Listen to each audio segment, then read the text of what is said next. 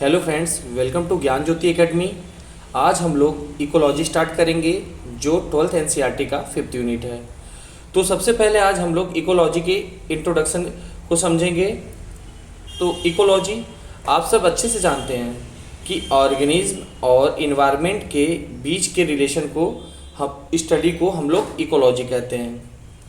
तो जहाँ जैसा कि मैंने यहाँ दिखाया, ऑर्गेनिज्म और इन्वायरमेंट के बीच के इंटरेक्शन की स्टडी को हम लोग क्या कहते हैं? इकोलॉजी। ऑर्गेनिज्म प्लांट भी हो सकता है, एनिमल भी हो सकता है और माइक्रोब्स भी हो सकता है। हमारे अर्थ पे कोई भी ऑर्गेनिज्म जिस किसी भी हैबिटेट में रह रहा है, जहाँ कहीं भी रह रहा है, वो ऑर्गेनिज्म प्लांट भी हो सकता है, एनिमल भी हो सकता है और माइक्रोब्स भी हो सकता है। अब ये ऑर्गेनिज्म जो हैं अपने इन्वायरमेंट के साथ इंटरेक्शन शो करते हैं और इसी इंटरेक्शन को स्टडी को हम लोग इकोलॉजी कहते हैं। ओके, अब आप कहेंगे कि ऑर्गेनिज्म और इन्वायरमेंट के बीच ऐसा क्या इंटरेक्शन है जिसे हम इकोलॉजी में स्टडी करेंगे। तो सबसे पहले हमें इन्वायरमेंट टर्म क्लियर होना चाहिए। ओके, इन्वायरमेंट टर्म क्लियर होगा तभी तो अच्छे से आप समझ पाएंगे कि क्या होता है इनके बीच इंटरेक्शन। तो इन्वायरमेंट से आप क्या समझते हैं? हमारे सराउंडिंग जो कुछ भी है वो हमारा इन्वायरमेंट है। जो कुछ भी हमारे सराउंडिंग है उसे हम लोग क्या कहते हैं? इन्वायरमेंट।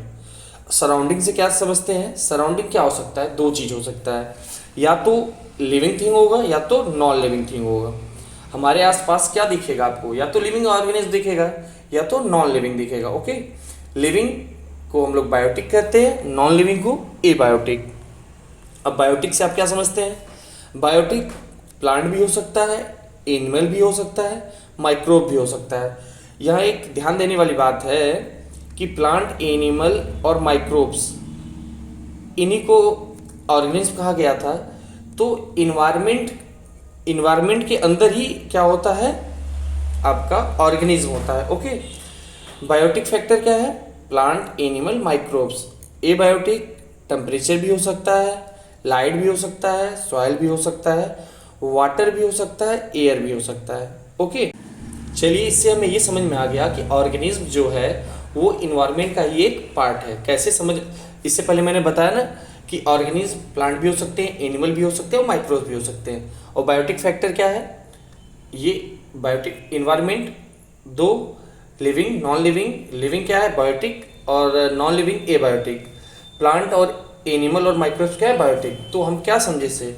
ऑर्गेनिज्म जो है इन्वायरमेंट का ही एक पार्ट है और इन्वायरमेंट में रह के ये बायोटिक और एबायोटिक के बीच में इंटरेक्शन शो करता है।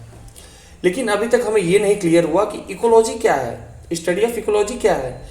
तो इसको अच्छे से हमें समझने के लिए इनको दो भाग में हमें ब्रेक करना होगा। Ecology, oikos, logos. ओइकोस क्या है? Home, habitat. Logos, study. Organism किसी भी हैबिटेट में रह रहा है, वह हैबिटेट ऑर्गेनिज्म का फॉरेस्ट भी हो सकता है, ग्रासलैंड भी हो सकता है, डिजर्ट भी हो सकता है, पॉन्ड भी हो सकता है। किसी भी तरह का हैबिटेट ऑर्गेनिज्म के लिए हो सकता है। ओके, जैसे हम लोग एग्जांपल लेते हैं फॉरेस्ट। फॉरेस्ट में आप लोग देख रहे होंगे कि बायोटिक फैक्टर और एबायोटिक फैक्टर लिया, plant, animal, microbes, light, temperature, soil, water. अब इनके बीच इंटरेक्शन कैसे शो हो रहा है? लाइट गिरती है तो प्लांट फोटोसिंथेसिस करता है। तो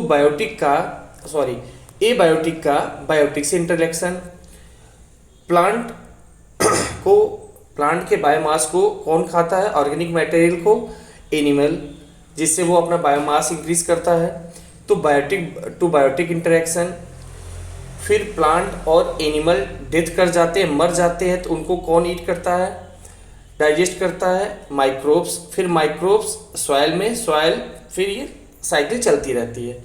तो बायोटिक का एबायोटिक के साथ इंटरेक्शन, बायोटिक का बायोटिक के साथ इंटरेक्शन, यही होता है इकोलॉजी। ओके, हमारे अर्थ पे किसी भी ऑर्गेनिज्म, हमारे अर्थ पे एक भी ऑर्गेनिज्म कोई भी ऑर्गेनिज्म ऐसा नहीं है जो अपने इन्वायरमेंट से आइसोलेट होकर रह जाए। जैसे कि एक आदमी बैठ के कहे कि मैं तो इन्वायरमेंट से कुछ लेना देना नहीं, नहीं लेता है, ऑक्सीजन लेता है, बहुत कुछ इन्वायरमेंट का हर ऑर्गेनिज्म के ऊपर इफेक्ट पड़ता ही पड़ता है। तो हमारे अर्थ पे एक भी ऑर्गेनिज्म नहीं है जो अपने इन्वायरमेंट से आइसोलेट होकर रह जाए। Interacting organism should live closely together. Okay, organism और इन्वायरमेंट एक दूसरे के इंटरडिपेंडेंट भी हो सकते हैं, इंटर रिलेटेड भी हो सकते हैं। ठीक है, एग्जाम्पल जैसे टेम्परेचर जब इंक्रीज होता है, जब गर्मी पड़ती है तो हम लोग को स्वेटिंग होती है, पसीने होते हैं। ओके, अब एक रूम ले लिए हम लोग, रूम में 50 लोग हैं, फिर 50 से 100, 100 से 150, 200 लोग होंगे, तो टेम्परेचर इंक्रीज होगा ना। तो ध्यान से समझिए, ऑर्गेनिज्म इंक्रीज हो रहे हैं तो इन्वायरमेंटल टेम्परेचर इंक्रीज हो रहा है, और यहाँ इन्वायरमेंट में अगर टेम्परेचर ज़्यादा है तो ऑर्गेनिज्म स्वेटिंग के द्वारा उसको मेंटेन कर रहा है, मतलब उसको पसीना होने लग रहा है। ठीक है, तो किसी न किसी तरीके से ऑर्गेनिज्म का इन्वायरमेंट में और इन्वायरमेंट का ऑर्गेनिज्म पे इफेक्ट पड़ता है। ठीक है, अब आगे चलते हैं, डेफिनेशन देखते हैं। Interaction between organism and environment is called as ecology. Ecology की स्टडी की शुरुआत ऑर्गेनिज्म से होती है। किससे होती है? ऑर्गेनिज्म से। हमारी इकोलॉजी स्टडी ऑर्गेनिज्म से शुरुआत हो रही है। वैसे मन में ये भी आया होगा कि ऑर्गेनिज्म से पहले भी तो इंटरेक्शन से होता है, जैसे एटम टू एटम इंटरेक्शन से मॉलिक्यूल बन रहा है, और मॉलिक्यूल से इंटरेक्शन हो रहा है तो कंपाउंड बन रहा है।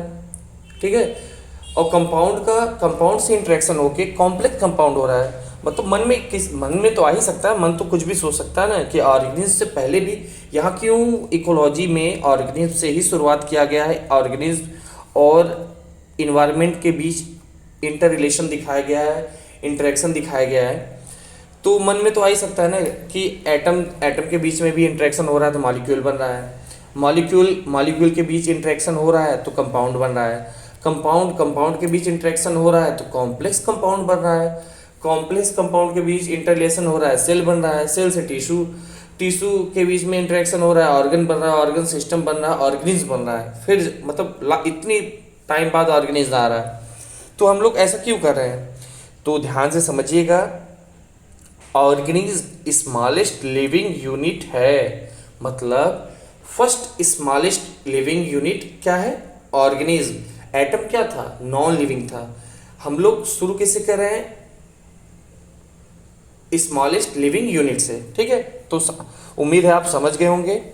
फिर आपके मन में ये भी क्वेश्चन आया होगा कि स्मॉलेस्ट लिविंग यूनिट जो है, आपने ये सुना ही है ना कि स्मॉलेस्ट लिविंग यूनिट तो सेल होता है। तो बच्चों ये चीज़ ध्यान दीजिएगा, ऑर्गेनिज्म भी यूनिसेलुलर हो सकता है, जैसे प्रोटिस्टा। क्या? प्रोटिस्टा। तो ये सब चीज़ें कंफ्यूजिंग जो है इसको क्लियर कर लीजिएगा। डाउट कुछ भी हो तुरंत का तुरंत इसको मैसेज के थ्रू जो भी प्रॉब्लम आपको डाउट आए उसको क्लियर कर लीजिएगा। अब ऑर्गेनिज्म मतलब सिंगल यूनिट की बात हम लोगों ने किया, एक ऑर्गेनिज्म की बात किया। कई सारे ऑर्गेनिज्म मिलेंगे तो क्या बन जाएगा? पॉपुलेशन। डिफरेंट पॉपुलेशन मिलेंगे तो कम्युनिटी आगे ऐसे ऐसे पूरा आगे चलते हुए एक इकोलॉजिकल सीक्वेंस तैयार होगा, जिसकी स्टडी हम लोग नेक्स्ट क्लास में करेंगे। आज के लिए थैंक यू। उम्मीद करता हूँ कि आपको अच्छे से क्लास समझ में आया होगा। प्लीज़ चैनल को सब्सक्राइब करें, और जो भी प्रॉब्लम हो उसे तुरंत मैसेज में करके क्लियरिफाई कर लें। Thank you.